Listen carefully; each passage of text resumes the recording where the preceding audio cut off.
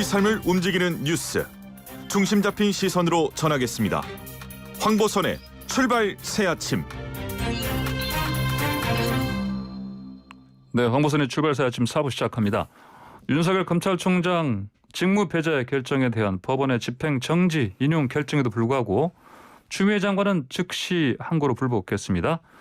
윤 총장은 헌법소원까지 제기했고요. 그래서 이게 좀 초유의 법정 공방으로 치닫는 상황이 됐습니다. 이 사건 좀 어떻게 봐야 될지 그 흐름, 맥을 짚어보겠습니다. 구자능 변호사님 안녕하십니까? 예, 안녕하세요. 구 변호사입니다. 예. 자, 청취자 여러분 지금 코로나19 상황 때문에 저도 그렇고요. 구자능 변호사도 그렇고 마스크 쓰고 진행하고 있습니다. 그 소리가 약간 혼탁하더라도 양해해 주시길 부탁드리겠습니다. 자, 우여곡절 끝에 결국 징계위가 10일 개최됩니다. 그렇죠? 이거는 바뀌지 않겠죠, 이제? 예, 지금은 이제 안 바뀔 것 같은데 예. 사실 그 과정의 우여곡절도 조금 예. 좀 흔한 경우는 아니었기 때문에 네. 이 의견 해석이 분분합니다. 그러니까요. 원래 검사징계법이 형사소송법을 준용하게 돼 있고 형사소송법이 네. 그 기일 지정 통지서 간 날로부터 5일 이상의 여유를 방어권 보장을 위해 주게 돼 있거든요. 네, 네. 근데 이게 뭐 규정상 예외는 있습니다. 당사자가 이런 기간이 필요가 없다라고 예. 하면은 사실 예. 그런 여유 기간 없이 할 수 있거든요. 네.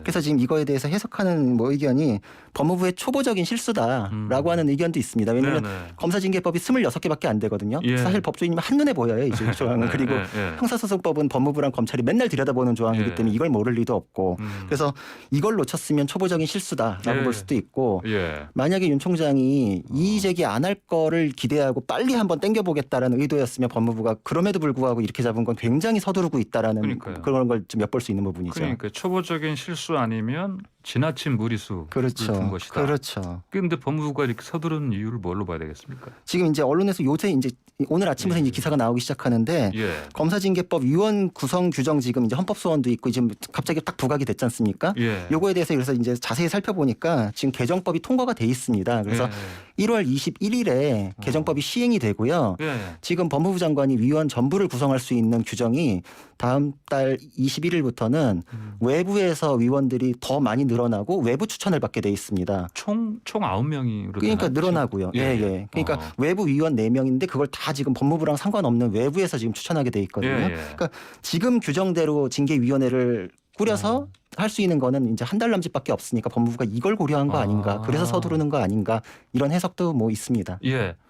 자, 또 그 법원이 이제 그 윤석열 총장 이제 직무 복귀시키는 이제 뭐 집행 정지 결정하지 않았습니까? 네. 근데 이제 법무부는 근데 뭐 존중한다고 했다가 입장을 또 바꿨어요. 즉시 네. 항고 제기했습니다. 예, 예. 자, 즉시 항고가 법원 판결에 대해서 항소하는 것과 같은 개념? 맞습니다. 예. 그러니까 판결에 대해서는 항소 상고를 하고 예. 결정에 대해서는 항고 재항고를 합니다. 예. 그러니까 다투는 한 단계 더 위 심급으로 가가지고 다툰다라는 네네네. 개념은 똑같고 예. 여기서 이제 우리가 좀 법적으로 좀 찾아봐야 되는 게 예. 원래 즉시항고는 사실 법적으로는 결정의 효력을 정지시키고 예. 윗신고로 올라가 다투는 게 원칙이거든요. 예. 근데 이 집행 정지에 대해서는 또 행정소송법이 마침 딱 규정이 돼 있어가지고 집행 정지 결정에 대해서는 네. 효력을 정지시키지 않고 윗신금으로 가가지고 다툰다라고 돼 있습니다. 그러니까 이거는 즉시항고를 했더라도 윤 총장이 직무를 복귀하도록 한 결정이 유지되는 상태에서 예, 그 상태에서 다투게 돼 있죠. 어허. 자, 그러면 상급심으로 올라가면 서울 고등법원 되는 겁니까? 예, 맞습니다. 서울고법 행정부에서 하고 예, 예. 거기서 만약에 이제 재항고를 하게 되면 대법원이 최종 신급이 됩니다. 아, 그러면은 예. 자, 즉시 항고 이것이 인용될 가능성 어떻게 볼 수 있습니까? 사실 즉시항고 법무부가 즉시항고한 거는 인용 가능성은 크지 않아 거의 보입니다. 거의 없다. 예, 네. 예.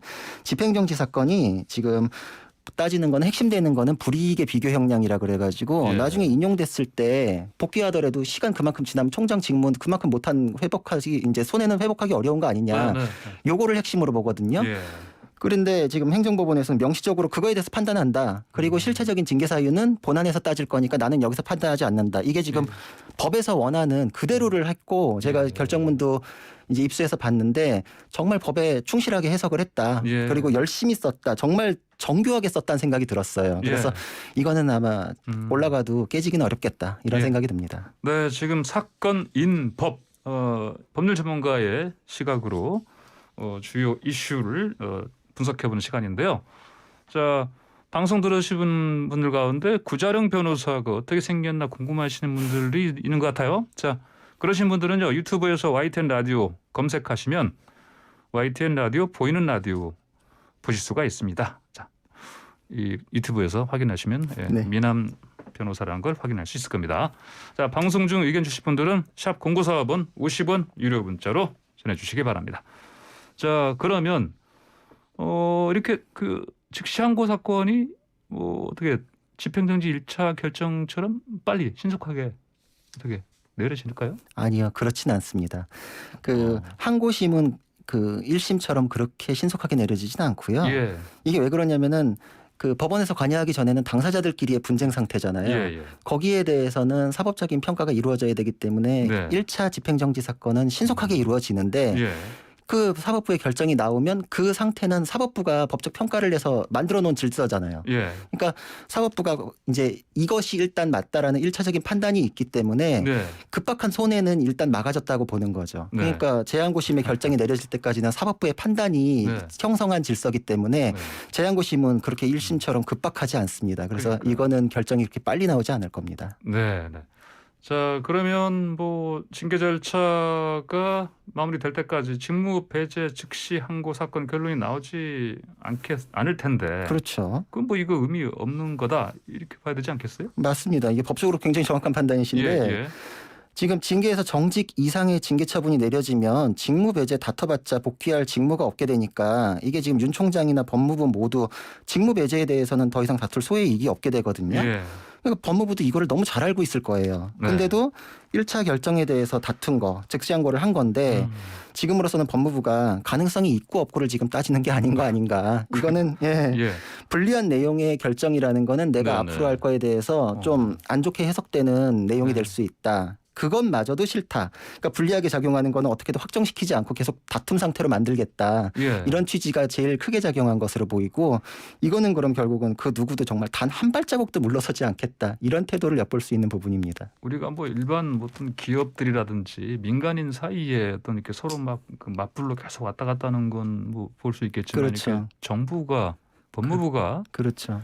검찰총장과 이렇게 주고받는 상황은 모두 이게 지금 다 초유의 사태는 맞습니다. 추유 사태는 맞죠. 예. 네. 자, 또 이 와중에 윤석열 총장이 헌법 소원 또 가처분 신청 제기했습니다. 어떤 내용입니까? 이게? 간단하게. 이거는 윤 총장이 헌법재판소의 이제 검사징계법 위원 구성 조항에 대해서 헌법 소원을 제기하고 네. 이게 예, 적용되는 이제 징계 절차에 대해서 이제 정지를 해달라고 예, 가처분 예. 신청을 제기한 건데요.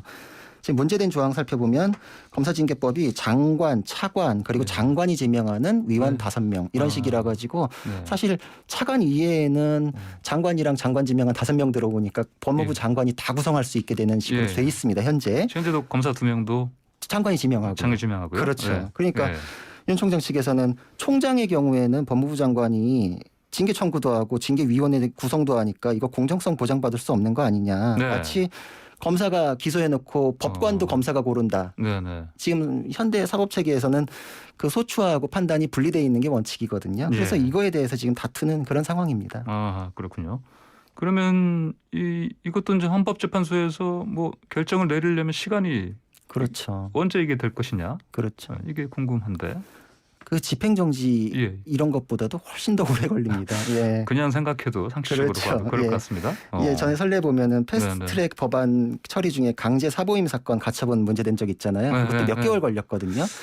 그렇죠. 예, 그렇죠. 그러니까 이게 지금 이 절차 중간에 나오기를 기대하기는 어렵고 네. 사실 또 그것 때문에 제기했을 거라고 보이지도 않습니다. 이것도 역시 노림수가 있을 예, 거다. 윤석열 총장 쪽도 노림수. 예. 그러면 뭐 이거 역시도 실체적인 의미는 없지만 절차적으로 이걸 뭔가 계속 이 상황을 시간을 뭐 어떤 그러니까 그런 이거는 용도로 뭐 시간을 끌기보다 예. 이게 지금 이 사건에 의해 가지고 지금 이제 예. 인용 가능성에 대한 얘기도 뭐 있는데 사실 인용 가능성이 거의 좀 그렇죠. 건수별로 봐도 거의 없지 않았어요. 맞습니다. 이게 헌법소원이라는 것 자체가 네, 네, 위헌법률 심판이나 이런 게 구체적 사건을 다투는 거에서 예. 이제 타고 올라가서 법 자체를 다투기 시작한다. 위로 예. 추상적인 걸로 올라갈수록 인용 예. 가능성이 떨어지고 이게 예. 법적인 일반적인 시각이기도 합니다. 그래서 이용구 차관 문자 메시지도 뭐 그런 내용 주고받기도 했던 것 같은데 네. 그 이 다음 달에 뭐 개정이 되는 거 이런 뭐 위헌 논의에 있는 거에서 뭐 예. 다투더라도 실제 위헌성 논의가 있는 거랑 예. 위헌 판결 내려지는 거랑은 갭이 상당히 큽니다. 어. 왜냐하면 우리 뭐 동성동본 금원조항 예. 일반인 생각하기에도 그 조항은 위헌이었다고 했지만 위헌될 예. 때까지 굉장히 오랜 시간 걸렸잖아요. 예. 위헌 결정이 이렇게 뭐 신속하게 된다. 그 네. 판단이 빨리 된다. 인용 가능성이 높다. 이렇게 예. 볼 수 있는 사건은 아닙니다. 그러니까요. 그럼에도 제기한 거는 이제 이 헌법 소원 자체에서 승부를 본다기보다 예. 이걸 활용해서 다른데 이제 전략적으로 이용하겠다는 그런 계산이 아마 깔리지 않았을까 네. 그런 의견입니다. 방금 말씀하신 것처럼 이제 이용구 신임 법무차관이 그 문자 메시지 보내는 거가 이제 사진 찍혔어요. 네, 뭐 악수를 긴 것이다. 긴 것이다. 네. 이거는 왜 이런 메시지를 나눈 것으로 봐야 되겠습니까? 일단 법무부 쪽에서는 지금 보니까 문자 메시지 질문한 게 이 초식은 뭐 이제 약간 무협지 같은 표현. 이 초식은 뭔가요? 그러니까 이게 예. 왜냐하면 법무부 내부에서는 그 형사 절차 뭐 이런 거에 전문가들이지만 예. 외부의 민사 뭐 헌법소 이런 거 잘 모르니까 이용구 차관은 지금 예. 법관 출신이니까 이걸 예. 물어본 것 같아요. 네, 근데 네. 이용구 차관도 일반적인 얘기로 이거는 좀 사건에서 멀어진 실체에서 자신 없으니까 이런 거 다투는 거 아니겠. 이제 일반적인 얘기는 사실 그렇긴 하거든요. 네. 근데 제가 보기에 이거는 윤 총장 쪽에서 악수는 아니다. 제가 보기에 이용구 차관 문자 메시지처럼 악수라고 지금 그쪽에서는 얘기하고 있는데 제가 보기에 네. 전략적으로는 악수는 절대 아닌 걸로 보이고 예. 헌재 인용 가능성은 낮지만 이건 윤 총장 쪽에서 분명 도움이 될 수 있는 전략이다. 예. 이런 평가가 됩니다. 왜냐하면은 이거는 일단 헌법 소원 제기로 인해서 아무도 몰랐는데 검사징계법의 위원 구성이 어떻게 되는지 이제 전 국민이 다 알게 됐거든요. 예. 그렇게 되면 이거 위원 구성에 의해 가지고 징계 절차 내려졌는데 뭐 이렇게 됐습니다라는 게 돼야 되는데 지금 이제 여론이 이거 결국은 그래도 장관의 뜻대로 결정된 거 아닌가? 이렇게 이제 프레임이 전환되는 효과가 일자로 주어졌고요. 예.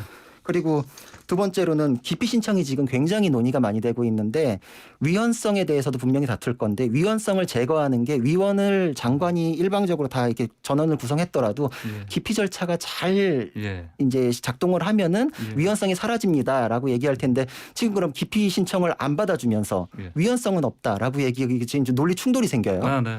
그리고 이제 행정소송 가면은 이런 내용들을 지금 이제 기피를 분명히 할 거거든요. 예. 이 과정이 굉장히 꼼꼼하게 진행되지 않으면 윤 청장은 행정소송에서도 기피도 제대로 안 됐고 네네. 위원에 대해서는 또 각각 사건마다 달리 주장합니다. 이거는 부당하지 않습니까? 네. 라는 반박을 하면은 이거는 헌법소원, 징계 절차, 행정소송 그리고 그거에 딸린 집행정지 모두에서 활용할 수 있기 때문에 저는 전략적으로는 좋은 카드라고 생각을 예, 합니다. 윤 총장 측면에서 입장에서는요. 그렇죠. 예, 알겠습니다.